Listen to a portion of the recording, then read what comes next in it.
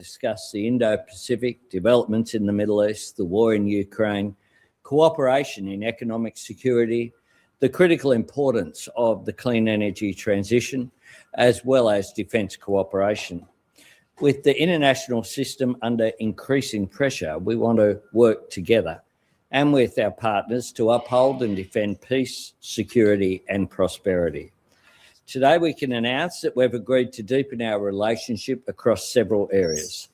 Building on our joint declaration of intent on critical minerals that we signed last year, we have agreed to increase collaboration on critical minerals through a range of measures, pursuing common positions on key critical minerals issues, increasing alignment between Australia's critical minerals strategic reserve and Canada's defence stockpiling regime, working together to shape emerging markets, as well as Australia joining Canada's G7 Critical Minerals Production Alliance.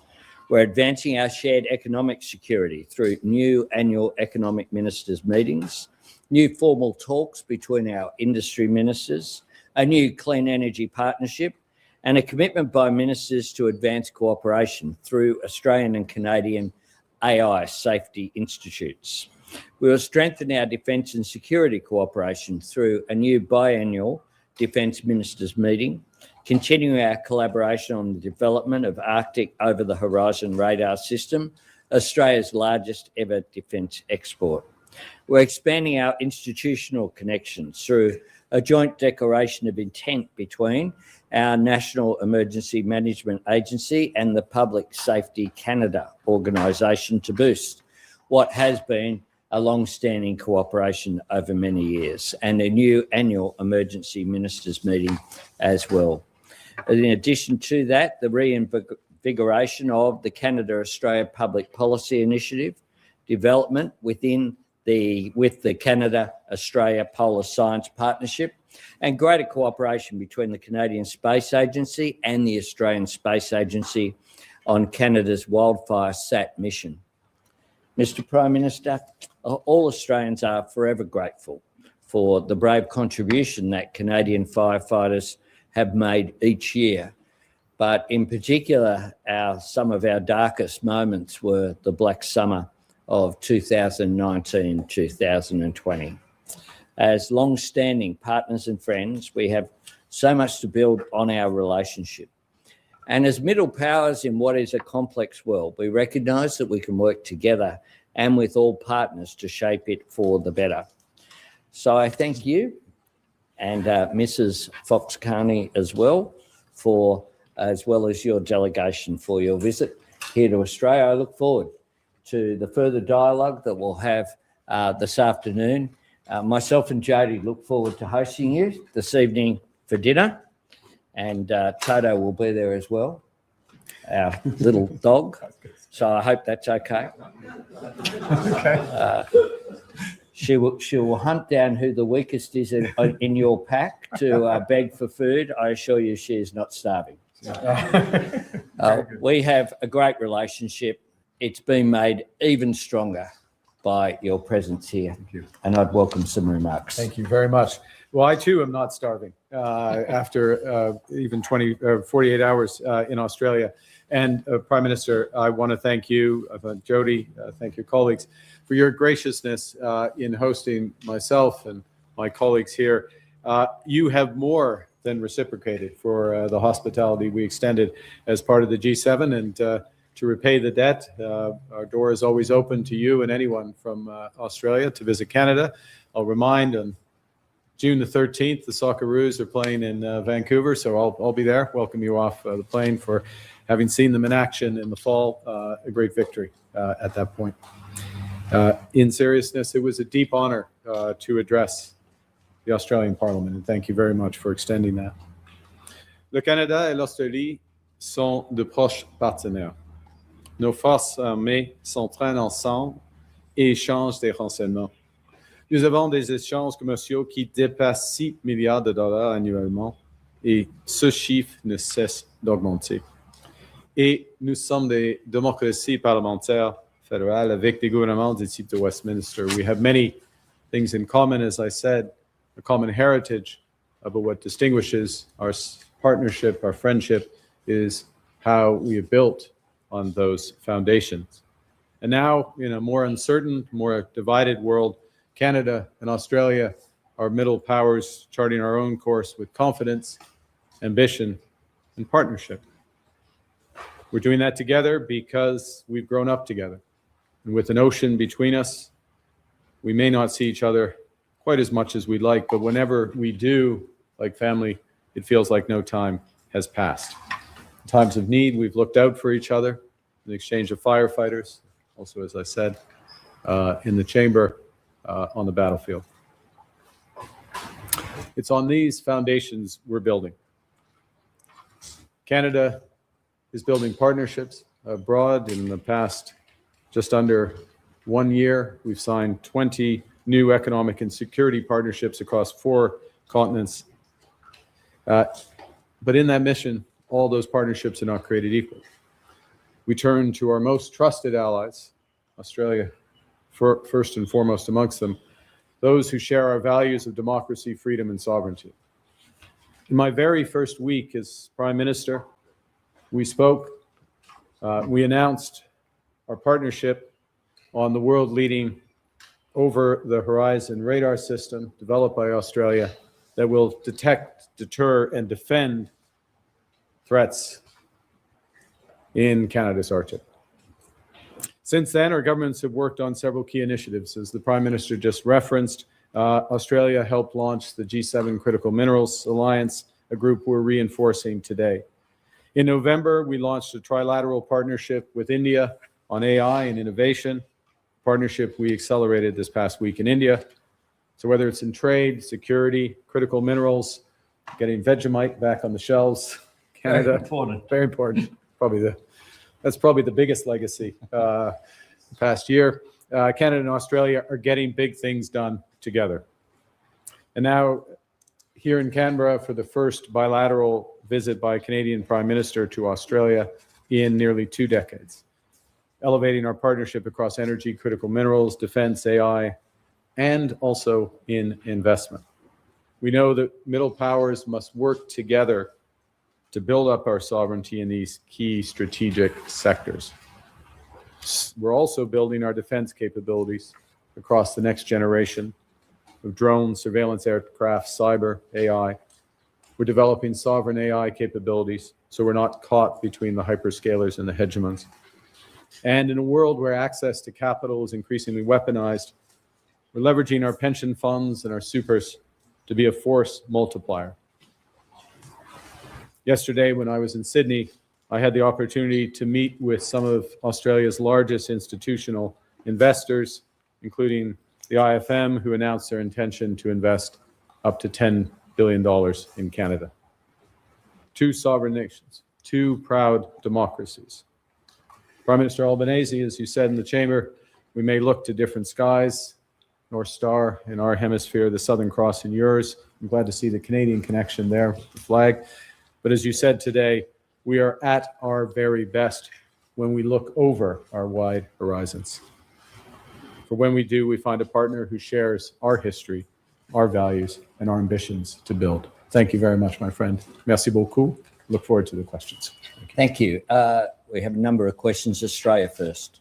Thanks, Prime Minister. Can I ask both leaders, as you're aware, the war in the Middle East appears to be widening, with Iran launching missiles towards Turkey, and we saw, of course, it now spreading to our region with the US Navy sinking an Iranian ship off the Sri Lankan coast. Can I ask both leaders, are you troubled by the expansion of the conflict, and do you have any comments, most particularly on the recent actions of the US Navy, particularly given Prime Minister Carney, your call recently for a rapid de-escalation in the conflict?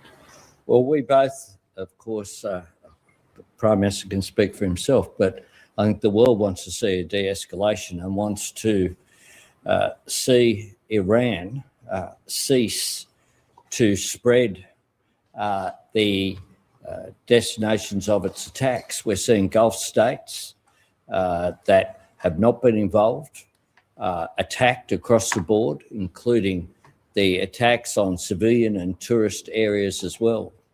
We also want to see the objectives achieved. I want to see the possibility of Iran getting a nuclear weapon removed once and for all.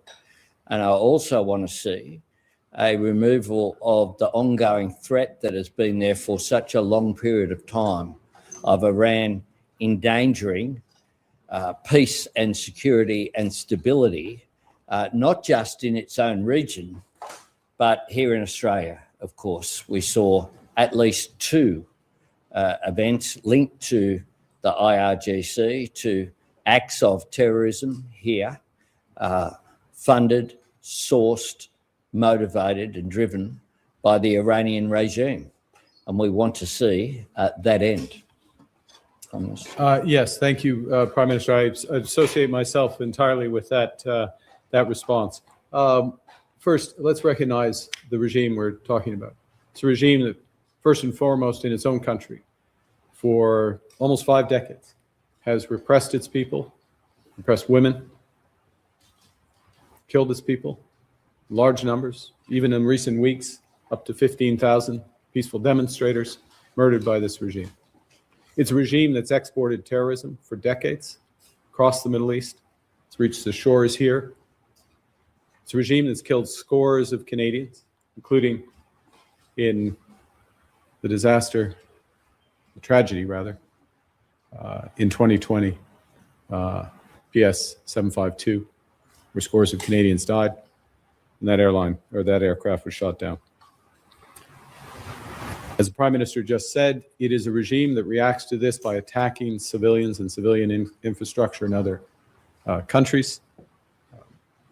And so, while we want to see a broader de-escalation of these hostilities with a broader group of countries than just the direct belligerents involved, we recognize, we stress that that cannot be achieved unless we're in a position that Iran's ability to acquire a nuclear weapon, develop a nuclear weapon, and to export terrorism is ended.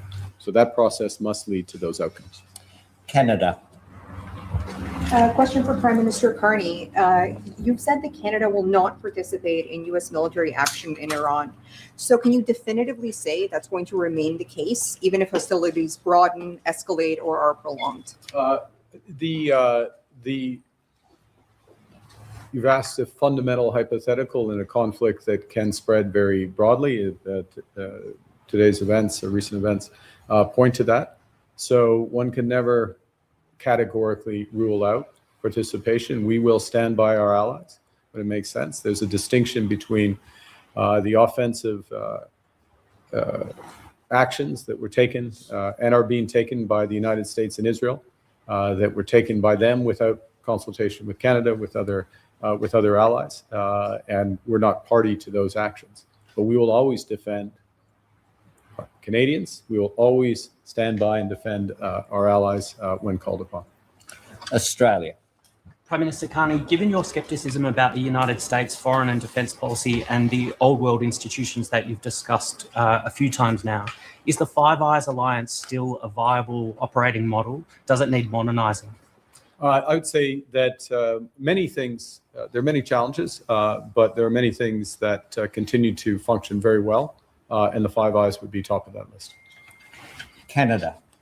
Mardi, votre ministre de la Défense a appelé à un cessez-le-feu en Iran. Est-ce que vous appelez aussi à un cessez-le-feu immédiat?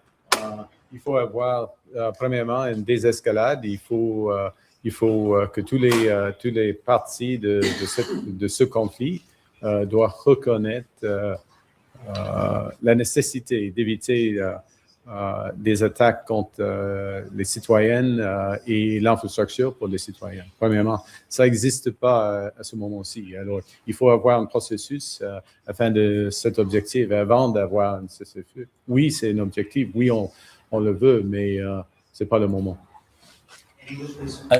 Australia. In English, sir. Before there can be a ceasefire, there needs to be a de-escalation of hostilities. Right now, we have a spreading of hostilities. We recognize that. And before we get there, there needs to be the ending of targeting civilian infrastructure. Those are necessary conditions before a ceasefire can exist. Thank you.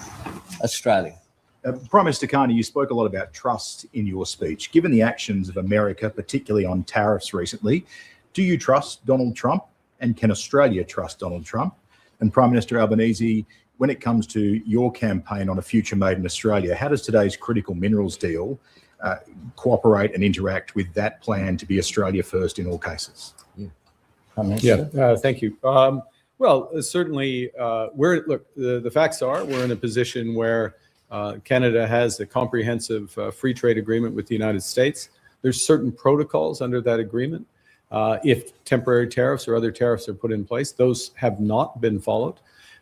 So that agreement effectively has been broken in the short term by U.S. actions. That's the fact that would be acknowledged, I think, by all sides. Maybe slightly more diplomatic terms would be used, but that's the reality. That puts us in a position where we need to build on what we have in order to reestablish that trust commercially. What we have and what we have to build on is considerable. It is the case beneath the headlines and the noise, if you will. More than 85% of our trade is tariff-free. Our actual average tariff rate is less than 5% with the United States. There are issues in certain sectors, and we want to address them.